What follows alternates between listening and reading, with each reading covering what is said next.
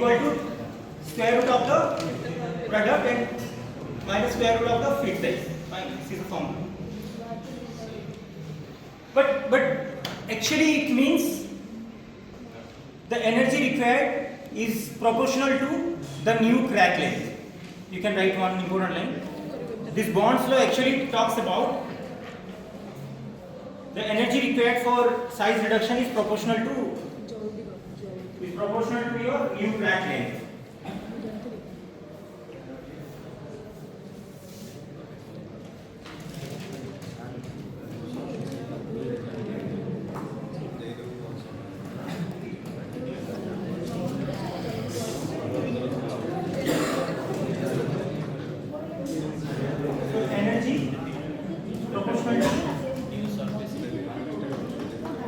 Energy or work, whatever. For integer law, energy is proportional to what? Surface area. New surface area created. And Higgs law, that is? Reduction ratio.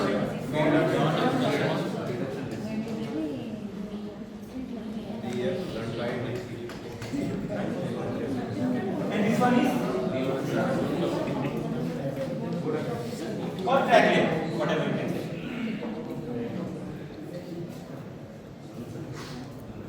So finally conclusion is, suppose you wanted to find grinding, for example.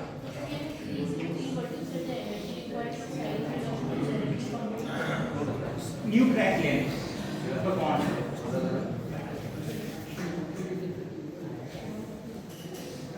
So it simply means, suppose you want to do fine grinding. Then for fine grinding, that means you need to generate more surface area further. Then this law will be applicable. Fine. But if you are going for coarse crushing, then Higgs law will be applicable. And if you are going for intermediate crushing or intermediate grinding, basically, then this Bond's law will be applicable. So Bond's law will be morely applicable for intermediate grinding or crushing.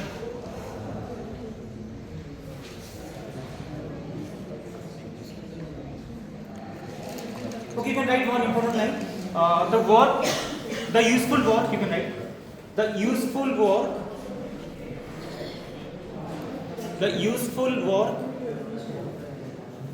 required for size reduction or combination, whatever you can write. The useful work required for size reduction or combination is equal to new surface area multiplied with the useful work required for combination or size reduction is equal to new surface area multiplied with specific surface energy of the solid. Specific surface energy of the solid or mineral, whatever. Surface energy of the solid or mineral.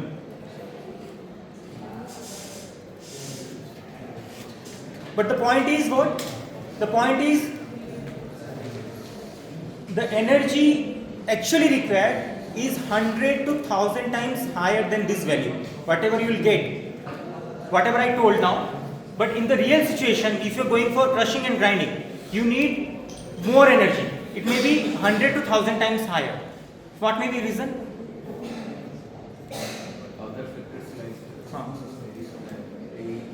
What may be the reason? So in other way I can say the efficiency of size reduction.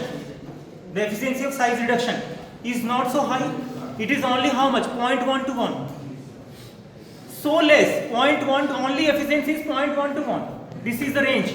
If you are considering the surface area or surface energy, then your efficiency of size reduction is only 0.1 to 1. So that means there is lot of loss in the energy is happening. Of course, you are putting some energy for size reduction, but you are getting a efficiency of only 0.1 to 1. That means other energy is getting lost during the process. Of course, that's why efficiency is very low. So what may be the reason? During crushing and grinding, lot of heat is evolving actually. So your energy is getting lost in form of heat. It is losing in form of sound, noise, and also it is getting lost in form of vibrations. you are putting energy for crushing and grinding, but most of the energy is getting consumed due to release of heat energy, release of sound, and due to vibrations. Okay. Is it okay? But the point is, I would like to mention here, then what about other energies?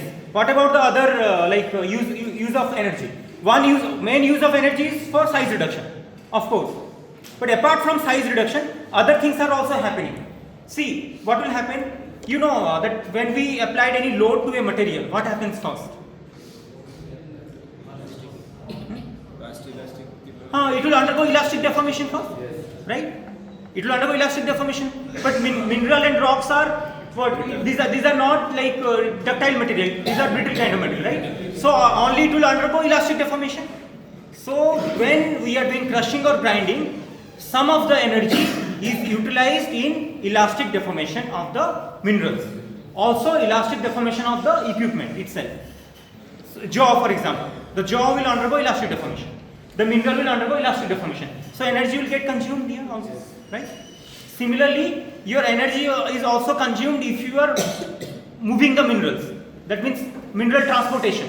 I'll talk about suppose grinding in the next coming classes. Grinding. In grinding, the grinder moves like this. So what happens? It will take the mineral to the top and mineral will fall. Again, it will take the mineral to the top and fall. So transportation, right? Inside the machine, transportation is happening. Mineral is getting transported from one location to another location. So in that condition also, some energy will be consumed, right?